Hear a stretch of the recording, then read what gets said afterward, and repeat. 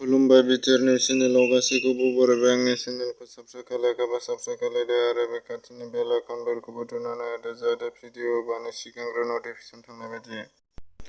बर'नि सासे लांदां गान गाग्रा एबा एक्ट्रेसनि फाव खालामग्रा मुंदांखा जानो हानाय आदा फाजा बिथांजों दान्दिसे खौरांगिरिफोरा मोगा-मोगि लादों। बे मोगा-मोगि लानाय आयदायाव बिथाङा मख'दों दि 1991 मायथाइनिफ्रायनो गाव हारसिङैनो फोरोंथाय लायालासिनो गुबुननिखौ नायै सोलोंदों होननानै फोरमायदों। लोगोसे आसामनि गुबुन गुबुन जायगायाव जिरायनाय गैयालासिनो गाव गाबोदों होननानै फोरमायदों।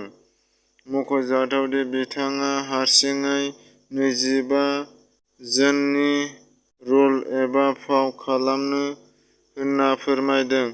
दासिमबो सरकारनिफ्राय नांगौ रोखोमनि अनसुंथाय मोनाखै होननानै फोरमायदों। लोगोसे गोदान सरकारनिफ्राय अनसुंथाय मोन्नो लुबैदों।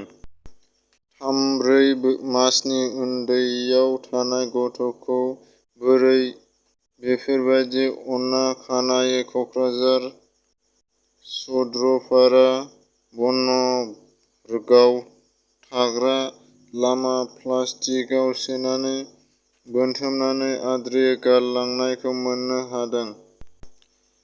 कर'ना भाइरासनि थाखाय भारत हादरनि सावस्रि मिनिस्टारआ उन्दुनाय समाव मा लानो गोनां बेखौ गावनि टुइटार एकाउन्टनि गेजेरजों फोरमायनानै होदों। चिरां जिल्लानि सनितपुर हालामनि सिङाव थानाय 1 नं सालबारि गामिनि मुस्रि लेबेग बसुमतारीया आंगो फिसाज्ला मुस्रि रोदोमसार बसुमतारी गासै 25 बिगा थुबुर आबाद मावना मोजां फिथाइ मोननो हादों। चीननि बैगियानिकफोरा फिन मोननो गैयै इउरेनियाम-214 खालामदों।